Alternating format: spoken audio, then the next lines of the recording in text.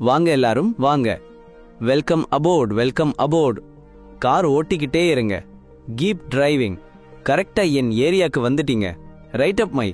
அல்லே ஓடு ஓடு. ரன்னிங். இதுதான் சரியான முடிவா? Is the right choice? டேய் இருடா. ஹேங் ஆன், புடிச்சுக்க. Hold on. ஒரு அமைதியான தெரபி செஷன்ல மைக், ஒரு முன்னாள் அமெரிக்கன் சோல்ஜர், அவனோட சின்ன தம்பி கர்ட்டி இழந்துட்ட துக்கத்தை பத்தி ஓப்பனா பேசுறான். கர்ட்டி இறந்ததிலிருந்து அவனுக்கு தூக்கமே இல்ல. பழைய ஞாபகங்களாவே வந்து டார்ச்சர் பண்ணுது. சைக்கியாட்ரிஸ்ட் ஒரு புக்கை கொடுத்து கர்ட்டியோட திங்ஸ் எல்லாத்தையும் எடுத்து பாரு, பாஸ்ட பேஸ் பண்ணி ஹீல் பண்ணிக்கோன்னு சொல்றாரு. வீட்டுக்கு வந்ததும் மைக் கர்ட்டியோட திங்ஸ் எல்லாம் வரிசையா எடுக்க ஆரம்பிக்கிறான். ஒரு பாக்ஸ்ல இருந்து கர்ட்டி எழுதின ஒரு வில் கிடைக்குது. அதுல கர்ட்டியோட ஆஷஸ் எல்லாத்தையும் மவுண்ட் எவரெஸ்ட்ல தூவணும்னு ஒரு லாஸ்ட் ரெக்வெஸ்ட் இருக்கு. மைக் உடனே கிளம்புறான். கிரிமேஷன் முடிஞ்சதால நேபாளுக்கு ஒரு ஃப்ளைட் புக்கிங் பண்ணி அந்த விஷன் நிறைவேற்ற கிளம்புறான். காட்மாண்டுவுக்கு ஃப்ளைட்ல போகும்போது பழைய ஞாபகங்கள் எல்லாம் வருது. அவன் கர்ட்டியை டிராப் பண்ணது.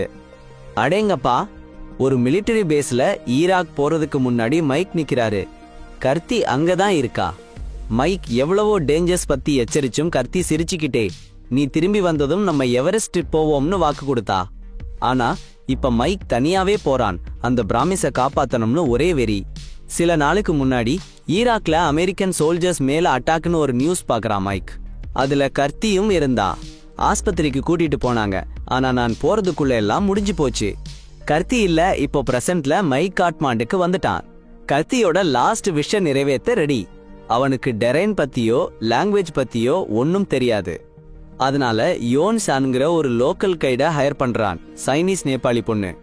2 பேரும் பஸ் ஏறாங்க. பஸ்ல நிறைய இன்டர்நேஷனல் டிராவலர்ஸ் இருக்காங்க. எல்லாரும் மவுண்ட் எவரெஸ்ட் பேஸ்க்கு போறாங்க. லோக்கல் மார்க்கெட்ல விஜேவை 2 பேரு சைலண்டா வாட்ச் பண்றத கவனிக்கிறான். அதே டைம்ல அவங்க அப்பா போன் பண்ணி உடனே வீட்டுக்கு வா, ஏதோ சரியில்லைன்னு சொல்றாரு. அப்போ மைக் இருந்த பஸ் கிளம்புறதுக்கு ரெடியா இருக்கு. விஜே வேகமா பஸ் ஏறான். அவனை ஃபாலோ பண்ண 2 பேரும் ஏறிக்கிறாங்க. பஸ் மூவ் ஆக ஆரம்பிச்சதும் ஒருத்தன் விஜே மேல அட்டாக் பண்ணிடுறான். ஆஹா, டங்குன்னு மண்டையில தட்டி அவனை மயக்க நிலையில ஆழ்த்திடுறாங்க. பயங்கரமா பேசஞ்சர்ஸை மிரட்டி டிரைவரை வண்டியை ஓட்டிக்கிட்டே போகும்படி டார்ச்சர் பண்றாங்கப்பா. மைக்கு சும்மா இருக்க மாட்டேங்கிறான். ஒரு ஃபயர் ஆக்ஸை எடுத்து பிளார்னு ஃப்ளோரை வெட்டி டயர்ல பஞ்சர் பண்ணிடுறான். பஸ் பயங்கரமா ஆட ஆரம்பிக்குது. அப்போ மைக்குவும் யோன்ஷானும் டீம் சேர்ந்துக்கிறாங்க. அப்போதான் தெரியுது யோன்ஷான் மாஸ்டரான மார்ஷல் ஆர்ட்ஸ் பிளேயர்னு. பஸ் ஒரு வழியா டெரர்னு ஒரு பெரிய பள்ளத்துல விழறதுக்கு கொஞ்சோண்டு தூரத்துல வந்து நிக்குது. எல்லாரும் உயிர் பிழைச்சா போதும்னு தப்பிச்சு ஓடுறாங்க. ஆனா நம்ம மைக்கு மட்டும் கர்டியோட ஏர்ன் அடுக்க உள்ள போறான் பாருங்க. அந்த ஏர்ன் உருண்டுகிட்டே போகுது. கொஞ்சோண்டு வெயிட் மாறினாலும் பஸ் கவிழ்ந்துடும். ஆனாலும் மைக்கு எப்படியோ ரிஸ்க் எடுத்து அந்த ஏர்னை எடுத்துட்டு பத்திரமா வெளியே வந்துடுறான். போலீஸ் வந்து அட்டாக் பண்ணவங்களை அரெஸ்ட் பண்ணி விஜேயோ பாதுகாப்புக்காக கூட்டிட்டு போறாங்க. ஆனா ஸ்டேஷனுக்கு பதிலா பக்கத்துல இருந்த டெக்ஸ்டைல் ஃபேக்டரி அவங்கள கூட்டிட்டு போறாங்க. மத்த டூரிஸ்ட்லாம் ரெஸ்ட் எடுத்துட்டு பஸ் வர்றதுக்காக காத்துட்டு இருக்காங்க. மைக்குவும் யோன்ஷானும் சேர்ந்து டிரைவருக்கு டேமேஜ் ஆனதை சரி பண்ண ஹெல்ப் பண்றாங்க. அந்த சைலண்ட் மொமெண்ட்ல மைக்கு அவளோட காம்பார்ட் ஸ்கில்ஸை பார்த்து அசந்து காம்ப்ளிமெண்ட் பண்றான். அவ சிரிச்சுட்டே திரும்பி சொல்றா, ஆஹா மைக்கா, என்ன ஒரு ஆளுப்பா நீ. இந்த வயசுலயும் எவ்வளோ திறமை உனக்கு. ஆச்சரியமா இருக்குதுப்பா. 1 மணி நேரம் கழிச்சு பார்த்தா ஒரு போலீஸ் கார் கூடவே ஒரு சிவிலியன் வெஹிக்கிள் வந்து நிக்குது. அடடே, நீளமான முடியோட ரூட்டஸ் இறங்கி வர்றான். வந்ததும் நேரா டெக்ஸ்டைல் ஃபேக்டரியில போறான். உள்ள போனதும் விஜய பிடிச்சு எங்கடா உன் அப்பான்னு விசாரிக்கிறான். ஆஹா, இவன் சாதாரண ஆள் இல்லப்பா. ரூட்டஸ் தான் இந்த சிட்டியோட பெரிய மாஃபியா பாஸ். போலீஸ்காரங்க எல்லாம் அவனுக்கு ஜால்ரா போடுறாங்க. அந்த பஸ்ஸை அட்டாக் பண்ண 2 பேரும் அவனோட ஆளுங்க தான். விஜேயையும் அவன் அப்பாவையும் தேடி வந்திருக்காங்க. இன்னொரு பஸ் வந்துருச்சு. டூரிஸ்ட்ஸ் எல்லாம் ஏற ஆரம்பிச்சிட்டாங்க. மைக் இன்னும் ரிப்பேர் பண்ணி முடிக்கல. அதுக்குள்ள எவனுங்கிற ஒருத்தன் வந்து பேசுறான். அவன் ஒரு ஜேர்னலிஸ்ட். ஆமா, விஜே ஏன் டார்கெட் பண்ணப்படுறான்னு அவனுக்கு தெரியுமா? விஜே யாரு தெரியுமா? மவுண்ட் எவரெஸ்ட் பக்கத்துல இருக்க ஒரு கிராமத்து சீஃபோட பையன். அங்க ரூட்ரா ஒரு டேம் கட்ட பிளான் பண்றான். இதனால ஊரே காலி பண்ணணும். ஆனா விஜயும் அவன் அப்பாவும் மட்டும் நிலத்தை விற்க மாட்டேன்னுட்டாங்களாம். மில்லியன்ஸ் கணக்குல பணம் போகுதே. அதான் ரூட்ரா அவங்கள டார்கெட் பண்ணிட்டானாம். இதை கேட்டதும் மைக்கம் யாங்சுனம் செம காண்டா இருச்சு. எப்படியாவது உதவணும்னு முடிவு பண்ணிட்டாங்க. மைக் அவளை பார்த்து, டூரிஸ்ட் எல்லாம் முந்திக்கிட்டு போகட்டும், இவங்க இங்கேயே தங்கிடலாம். அந்த நொடியில உலகத்தோட ஒரு பாதி தூரத்துல, அவர் பார்த்த வார்ல இருந்து ரொம்ப தூரத்துல மைக் இது அவன் பிரதர் மெமரியை ஹானர் பண்றதுக்கான ஒரு ஜர்னி மட்டும் இல்லைன்னு உணர்ந்தான். இது இன்னோசென்டான பீப்புள்ஸை ப்ரொடெக்ட் பண்றதுக்கான ஒரு ஃபைட். இது இனிமேல் வெறும் கிரீஃப் இல்ல, இதுதான் ரோடு வெஞ்சன்ஸ். பஸ்ஸு கிளம்பினதுக்கு அப்புறம் மைக், யாங் ஷூன், டிரைவர், எவன் மற்றும் எவனோட டாட்டர் ஸ்டார் மட்டும்தான் இருக்காங்க. அடுத்து என்ன பண்ணலான்னு மைக் கேட்கறான். எவன் ரோட்டுக்கு அந்த பக்கம் இருக்க டெக்ஸ்டைல் ஃபேக்டரியை காட்டுறான். விஜே அங்கதான் வச்சிருக்கிறாங்க. பஸ்ஸை ரிப்பேர் பண்ணிட்டு டிரைவரையும் ஸ்டாரையும் அங்கேயே இருக்க சொல்லிட்டு தானும் யாங் சானும் எவனும் உள்ள போறதா மைக் சொல்றான். உள்ள நுழையும் போது ஒரு கார்ட் தடுக்க ட்ரை பண்ணுறான். ஆனா மைக் டக்குன்னு அவனை டிசாம் பண்ணிட்டு உள்ள நுழைஞ்சிடுறான். அங்க விஜேவை கைத்துல கட்டி போட்டு ஒரு போலீஸ் கேப்டன் சங்கர் டார்ச்சர் பண்ணிட்டு இருக்கான். விஜேவோட ஃபாதர் எங்க இருக்காருன்னு கேட்டு மைக்கும் யானும் க்ளோஸ் ஆகி வெப்பன்ஸ் எடுத்து அட்டாக் பண்ணுறாங்க. யோங் சான் விஜேவை ரிலீஸ் பண்ணி ஷங்கரை திருப்பியா அட்டாக் பண்ணுறான். அப்போதான் ருத்ரோ அவனோட ஆட்களோட திரும்புறான். கன்ஸ் எல்லாம் தூக்கப்படுது. ஐயோ!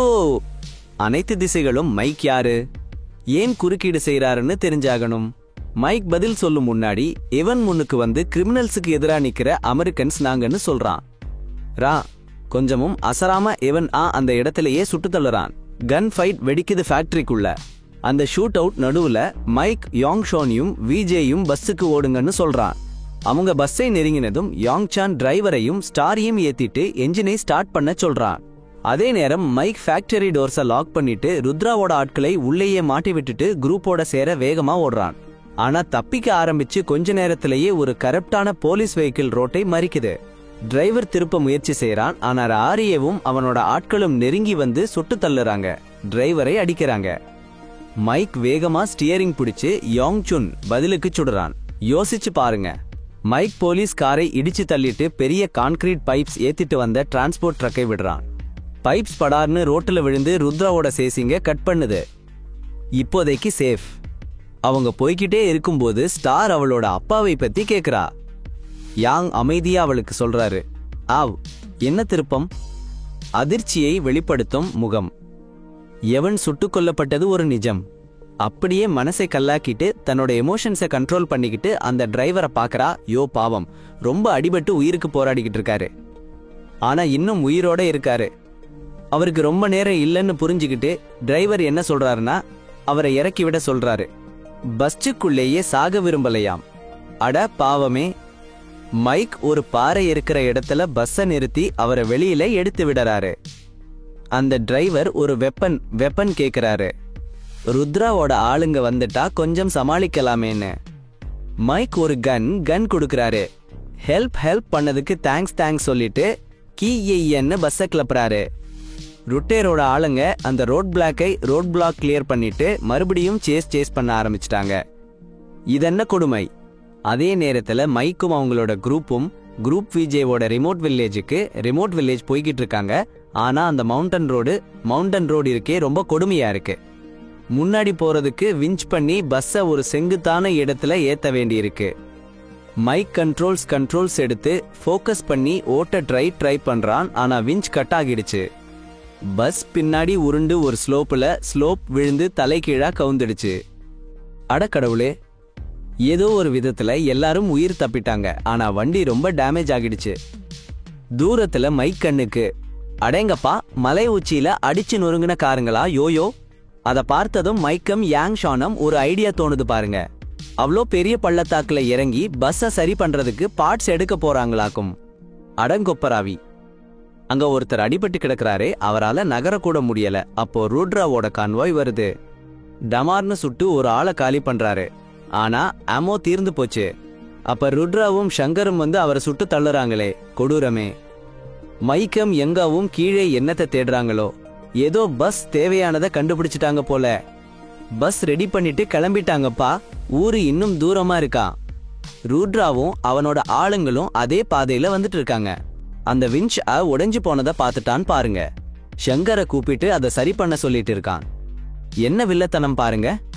விஜேவோட போன் திருடி ஃபாதர் கணேஷா கிட்ட இருந்து மெசேஜ் வந்திருக்கே, ஏன் லேட் ஆச்சுன்னு கேட்டிருக்காரு. வழி தப்பிட்டியான்னு கேட்டுட்டு 2 இமோஜிஸ் அனுப்பியிருக்காரு. ருத்ரா என்ன பண்ணறான்னு பாருங்க. அதே இமோஜிஸ் போட்டு விஜே மாதிரி ரிப்ளை பண்றான். லொகேஷன் கேட்டு அனபர்ண பேஸ் கேம்ப் வர சொல்றான். அடப்பாவி, ருத்ரா சும்மா விடமாட்டான் போலையே. அடேங்கப்பா, ருத்ரா என்ன பண்ணிட்டான் பாருங்க. தன்னோட ஆளு ஒருத்தரை மோட்டார் சைக்கிள்ல முன்னாடியே அனுப்பி நம்ம கணேஷாவை காலி பண்ண சொல்லிட்டான். அதுவும் மத்த ஆளுங்க விஞ்ச சரி பண்ணிட்டு துரத்த ரெடியா இருக்காங்களாம். 20 நிமிஷம் கழிச்சு ருத்ராவோட ஆள் ஒருத்தன் கணேஷா ஒளிஞ்சிருக்கிற பேஸ் கேம்ப் வந்துட்டான். மெதுவா நெருங்கி போறான். ஆனா கதவை திறந்த அடுத்த நொடியே பயங்கர எக்ஸ்ப்ளோஷன். இது ஒரு டிராப் ஆச்சே. உடனே மைக்கம் மத்தவங்களும் அந்த இடத்துக்கு வந்து சேரறாங்க. பேஸ் கேம்ப் நாசமா போயிருக்கு. விஜய் ஷாக் ஆகிட்டான். ஆனா கணேஷா ஒன்னும் ஆகாம வெளியில வந்ததும் நிம்மதி பெருமூச்சு விட்டான். ருத்ரவை பிடிக்கிறதுக்காகவே இந்த எக்ஸ்ப்ளோஷன் ஏற்பாடு பண்ணினதா கணேஷா சொல்றாரு. விஜய் அப்பா கிட்ட இருந்து மெசேஜ் வரலைன்னு எப்படி தெரிஞ்சுக்கிட்டீங்கன்னு கேக்குறாரு. அதுக்கு கணேஷா சிரிக்கிறாரு. விஜய் எப்பவும் ஒரு எமோஜி தான் அனுப்புவான், ஆனா இந்த தடவை 2 இருந்துச்சுன்னு சொல்றாரு. தன்னோட பையனை பாதுகாத்துன யங்கினம் ஸ்டாம் கணேஷா நன்றி சொல்றாரு. மைக் நன்றி சொல்ல திரும்பும்போது மைக் திடீர்னு சுருண்டு விழுந்துட்டார்.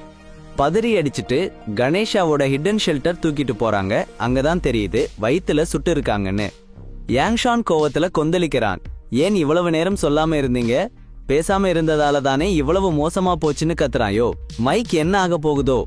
மன்னிக்கணும்னு சொல்லிட்டு யாருக்கும் பாரமா இருக்க வேணாம்னு நினைச்சாரு.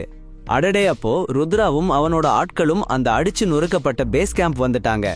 சரியான கோபம் வந்துருச்சு அவனுக்கு. அந்த டிராப் ஃபெயில் ஆனதால உடனே எல்லா வீட்டிலையும் விஜயும் கணேஷையும் தேட சொல்லிட்டான்.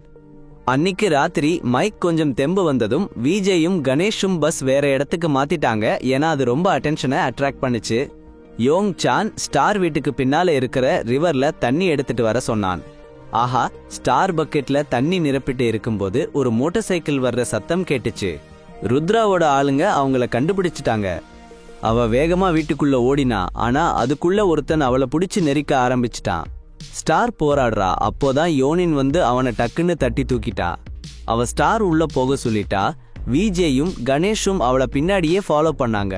பொழுது விடியற வரைக்கும் அந்த குரூப் வீட்டுக்குள்ளேயே ஒளிஞ்சுக்கிட்டாங்க. மறுநாள் காலையில மைக் முழுசா குணமாயிட்டான். உடனே அந்த குரூப் சைனீஸ் பார்டர் நோக்கி பயணத்தை தொடர்ந்தாங்க. ஒருவேளை அவங்க அதை கிராஸ் பண்ணிட்டா ருத்ராவும் அவனோட ஆட்களும் வேற வழி இல்லாம நிக்க வேண்டியதுதான். ஏன்னா அது அவங்க ரீச் அப்பாற்பட்டது. ஆனா அங்க போக அவங்களுக்கு ஒரு லிஃப்ட் சிஸ்டம் தேவைப்பட்டது. எதுக்குன்னா ஒரு உடைஞ்ச பிரிட்ஜ் கிராஸ் பண்ணணும். கணேஷ் அந்த லிஃப்ட் ஆபரேட் பண்ண அங்கேயே தங்கிட்டான் பாருங்க. கண்ட்ரோல்ஸ் புடிச்சுக்கிறதுக்குள்ள மத்தவங்க பஸ்ல ஏறிட்டாங்க. லிஃப்ட் நகர ஆரம்பிச்சதும் பாருங்க, ருத்தின் ட்ரூப்ஸ் வந்து இறங்குறாங்க. விஜய் அப்பாவை ஓட சொல்லி கத்துறான். ஆனா கணேஷா அசரவே இல்ல. எதிர்த்து நிக்கிறேன்னு சொல்லிட்டாரு. கொஞ்ச நேரத்துல ருத்ரா சுட்டுட்டாரு. கணேஷா கண்ட்ரோல்ஸ் மேலேயே சரிஞ்சு விழுந்துட்டாரு. லிஃப்ட் ரிவர்ஸ்ல போய் பஸ்ஸ பின்னாடி தள்ளி விட்டுடுச்சு. ஒரு செகண்ட் கூட வேஸ்ட் பண்ணாம மைக் பிளாட்ஃபார்ம்க்கு குதிச்சு ராவோட இன்டென்ட் ஜி வச்சு முறியடிக்க பாக்குறான். சண்டையில எப்படியோ லிஃப்ட ஸ்டார்ட் பண்ணி பஸ்ஸ மறுபடியும் முன்னாடி தள்ளிடுறான். ஜீத்த தோற்கடிச்சதும் மைக் பஸ்ஸுக்கு ஓடி வரான். திரும்ப ஒரு துப்பாக்கி சண்டை வெடிக்குது.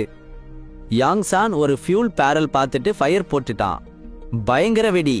அந்த வெடி ருத்ராவோட ஆளுங்களை பறக்க விடுது. பஸ் போற வழிய கிளியர் பண்ணி விடுது. ஆனா ருத்ரா இன்னும் முடியலன்னு சொல்றான். செம காண்டாகி தன்னோட ஆளுங்களை வச்சு விடாம துரத்துறான்.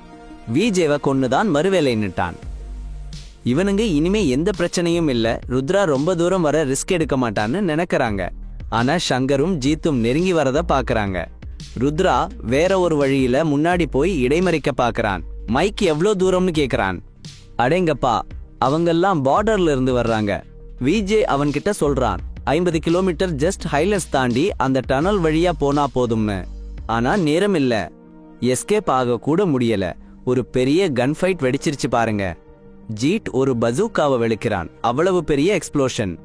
அந்த டனல் உள்ளாரையே இடிஞ்சு விழுந்துடுச்சு. அப்படியே டனல்ல இருந்து தப்பிச்சதும் யாங்கூன் அந்த பிளாஸ்ட் இம்பாக்ட்ல மயங்கிட்டானியா. அவ கான்ஷியஸ் இல்லாம இருக்க ஷங்கர் ஜீட் துரத்த ஆரம்பிச்சிட்டாங்க. என்ன ஒரு ஸ்பீடு. ஜீட் ஓடுற பஸ் மேல எகிரி குதிக்கிறான். ஸ்டார் தனியா அவளை சமாளிக்க வேண்டியதாயிருச்சு. மைக் விஜய் கிட்ட வீல் எடுக்க சொல்றான். ஏன்னா இவன் போய் ஹெல்ப் பண்ண போறானாம். அடப்பாவி, சண்டையில இவனுக்கு லெக்ல அடிபட்டுடுச்சு. அப்போதான் ட்விஸ்ட். ஜீட் விஜய் கிட்ட நெருங்கும் போது யாங்சுன் கான்ஷியஸ் வந்து ஜீட் எதிர்க்க போறான். அப்புறம் ஷங்கர் அந்த அபோர்ட் விட்டுட்டு போயிட்டான். மைக் ஷங்கர் ஒரு ப்ரூட்டல் ஷோடவுன்ல நேருக்கு நேர் மோதிக்கிறாங்க. யாங் சுன் ஜீட் ஓவர் பவர் பண்ணிட்டான். அதே நேரம் மைக் ஷங்கர் அவனோட பிரதர் கர்ட்டி ஆஷஸ் இருக்கிற ஏர்னை வச்சு முடிச்சு கட்டிடுறான். பார்டர் கடைசியா கண்ணு கெட்டும் தூரத்துல இருக்க இந்த குரூப் வேகமா முன்னேறுது. ஆனா ரூட்ராரோட பிளாக் பண்ணி வெயிட் பண்றான்யா. விட்டுறாதீங்க. அடேங்கப்பா. ஸ்லோயிங் டவுன் பண்ணி மைக் ரிட்டோட கார்ல பஸ்ஸா வச்சு ராம் பண்ணிட்டான் பாருங்க. வாவ். கார் அப்படியே ரவேன்குள்ள கிராஷ் ஆகி தீ பிடிச்சு எரியுது. செம்ம. எதிரிகளை காலி பண்ணிட்டாங்களா? இனிமேதான் மூச்சு விட முடியும். ஆஹா. அடுத்த நாளே விஜே தன்னோட மக்களுக்காக வந்து அந்த டேம் ப்ராஜெக்ட் கேன்சல். இனி யாரையும் வீட்டை விட்டு துரத்த மாட்டாங்களாம். மைக் யாங் ஷான் ஸ்டார் எல்லாருக்கும் தன்னோட நன்றியை தெரிவிச்சிட்டான். என்ன ஒரு கரேஜ். அப்புறமா மைக் யன்ஷன் கூப்பிட்டு தன்னோட ஜர்னில கடைசி பார்ட்டுக்கு வர சொன்னான். கர்ட் அண்ணனோட ஆஷஸ் மவுண்ட் எவரெஸ்ட் உச்சில கொட்டணும், அதுதானே அவனோட ஆசை. மொமெண்ட்ல பீக்ல நின்னு கண்ண மூடி ஒரு சைலண்ட் ஃபேர்வெல் சொன்னான். கர்ட்டியோட ஆசைய நிறைவேற்றிட்டான். வேற லெவல். கொஞ்ச நாள் கழிச்சு மைக் யோன்சான் காட்மண்டியூ ஏர்போர்ட் வந்தாச்சு. மைக் யுனைடெட் ஸ்டேட்ஸ் திரும்ப போற நேரம் வந்துடுச்சு. போறதுக்கு முன்னாடி யங்ஷான் மனசார தேங்க்ஸ் சொல்லிட்டு அவங்களோட ஜேர்னி மறக்க முடியாததுன்னு சொன்னான். அவ்வளோதாங்க கதை. சோ மாரல் என்னன்னா, எப்பவுமே